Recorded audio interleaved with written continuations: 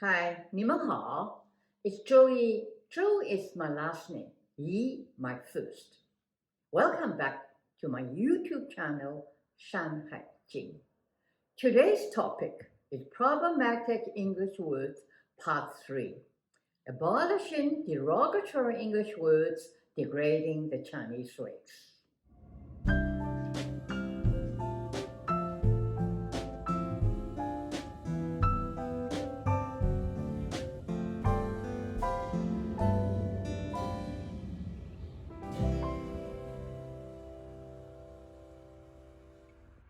As I said in the first two parts of this three-part series, there are many Chinese words in English that are either wrongly pronounced or misinterpreted, and even some English words that originated in bigotry as a degradation to the Chinese race.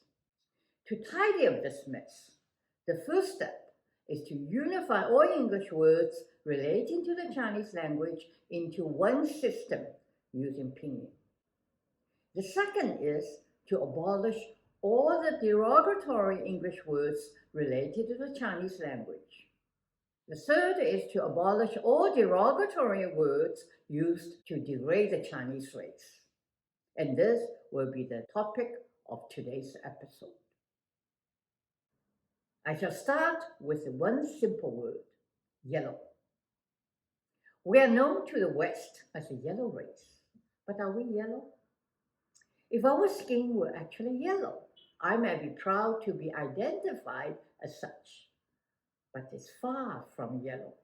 According to the Webster's English Dictionary, the word yellow is a color whose hue resembles that of ripe lemons and sunflowers, or the yolk of an egg. Yellow is a beautiful color, but the problem is our skin is not yellow. Does anyone you know look like a ripe lemon, or a sunflower, or the yolk of an egg?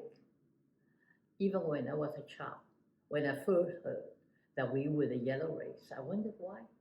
The people known as the white race, they have always looked red to me, especially the men.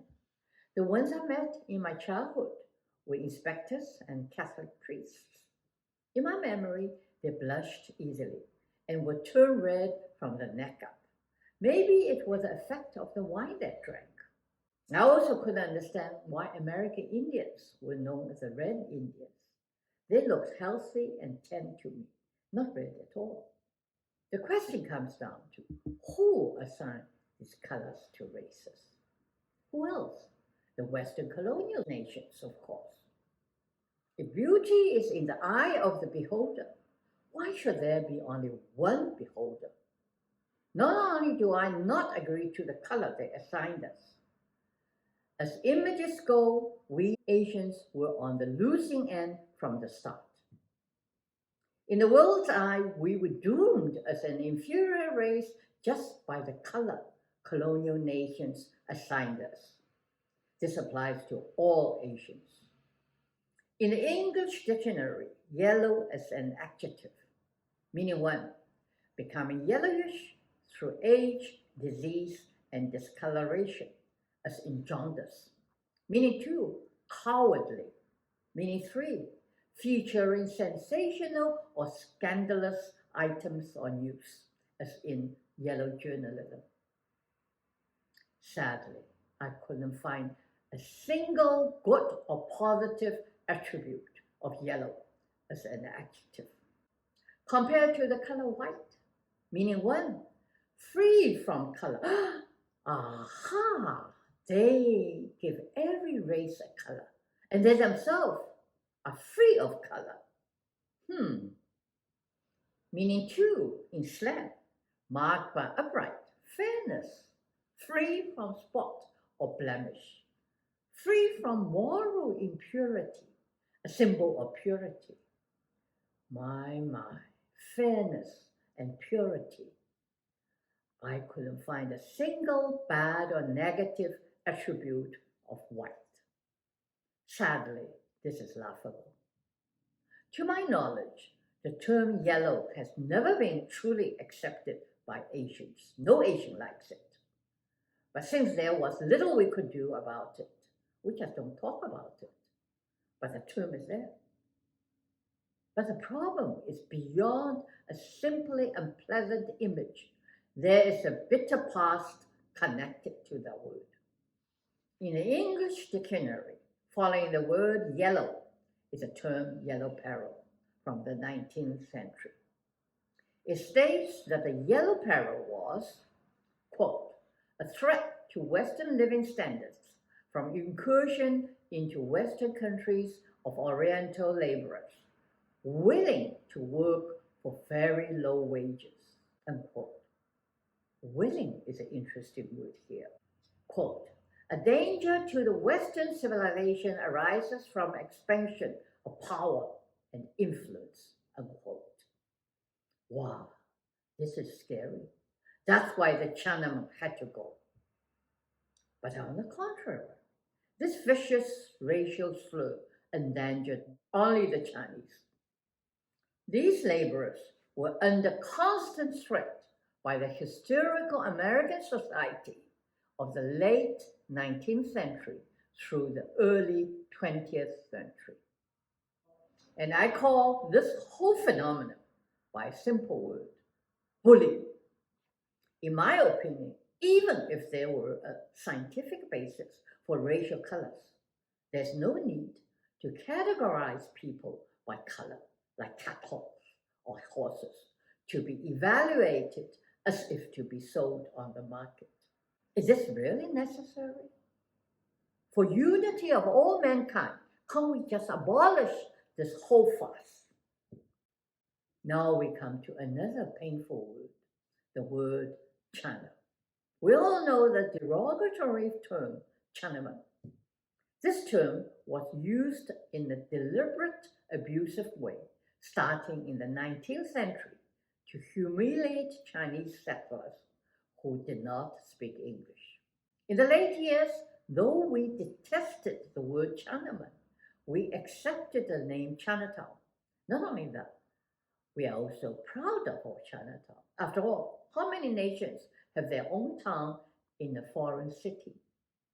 Despite the years of hardship, discrimination, and adversities, these towns have lasted for more than 1.5 centuries, and they continue to flourish. Not only the Chinatown in San Francisco, where they all started, but in New York, London, and many other major cities worldwide. No wonder the Chinese were seen as such a threat to narrow-minded and short-sighted bigots. One popular slogan in the late 19th century was Chinaman must go. Would you believe that there was even an American song titled The Chinaman Must Go? This is unbelievable. But our ancestors, the early Chinese settlers, in their lonely battle of endurance and self-preservation, bravely stayed on. The little area where they started the first congregation not only survived, but continue to this day to be tourist attractions. Chinatowns with their footprints on the moon, a remote hostile planet where they were seen as alien. Life on the moon was harsh and lonely. But in my opinion, they conquered it. Perhaps because of the success of Chinatowns, we started to name our stores and brands with the word China instead the word Chinese. I, for instance, did the same for my restaurant, China House, in the 80s. I think perhaps we prefer the sound of China to Chinese. Maybe because the sound of "nese" bothered us. All the "neses" are bad. Words like Shanghainese, Pekingese, Cantonese, etc. There is a condescending overtone of racism in it. Surely the British don't call themselves Londonese. They're the Londoners. Why no Londonese, but Shanghainese? According to the English dictionary, the two letters ER means native of or resident of. Why can't the ER apply to our cities instead of "nese"? This is a tricky one. It is something like the old Charlie Chan movies. You can't really pinpoint what is wrong and what damage it is causing us. It's time we should stop using all the nieces. Why don't we address the people of our cities by using the Chinese word 人, as we do in Chinese? 上海人, people of Shanghai. 北京人, people of Beijing. 广东人, people of Guangdong. This brings us back to the word China again, the known English name for the nation 中国. How did this happen? The long-lived empire, the Middle Kingdom 中国, suddenly lost its own name and has since become known to the world by a Japanese word. Yes, the word China is a Japanese word. According to the online dictionary, the porcelain known as China originated in 16th century Persia. The Persians named it Chini because that was where the porcelain was originally made, which tells us the word Chini was already a known name. It's likely the early Western traders picked up the name China from Japan because the Japanese called 中国 China, and the Western traders never bothered to rename it after starting to trade with 中国. And the decaying Qing government at the time was too arrogant to be bothered by what the barbarians named them. Thus 中国 became known as China around the world, another so-called commonly recognized word in the English dictionary. But why do we still use it? To be politically correct, isn't it time for us to change the English name China to 中国, the official name, and Chinese to 中国人, the people of 中国, and the language 中国话? I can imagine that this would be a big move. To make such a change, we would need the support of 中国, Taiwan, and Shanghai. Will they support the idea? I don't see why not. Do you? The country of Turkey recently changed their official name to its Turkish name, Turkey. I see no reason why 中国 could not do the same. I realize that none of the changes I have suggested will be simple and easy. There's so much for us to ponder, so many areas for us to work on and to change. If our first emperor, Qin Shi Huang, had the good sense to unify Chinese writing around 200 BCE, which was a huge undertaking, as you can see from the chart. For us to correct some problematic English words should not be that difficult. Though challenging, it can also be fun. Why not let us have some fun? Let's talk about it and make it happen. After centuries of colonialism, the stains and scars are deep and toxic. Isn't it time for us to do a skin-deep cleanse and wash off the arsenic spots which had haunted us for more than a century? Well, I think it's time for me to stop. I think that's enough protestation for one episode. Thank you for listening until the next episode of Shanghai Ji, in which I shall introduce you to 4 Zhongguo proverbs. Take care. 保重.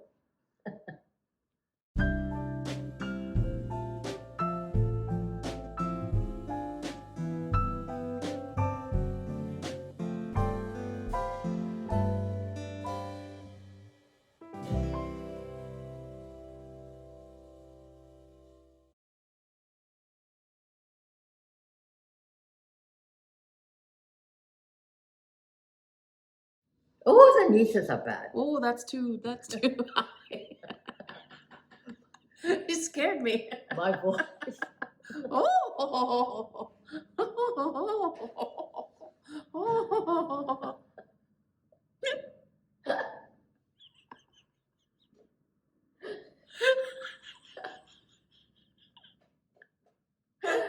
Oh my God. be an actress. They will fire me.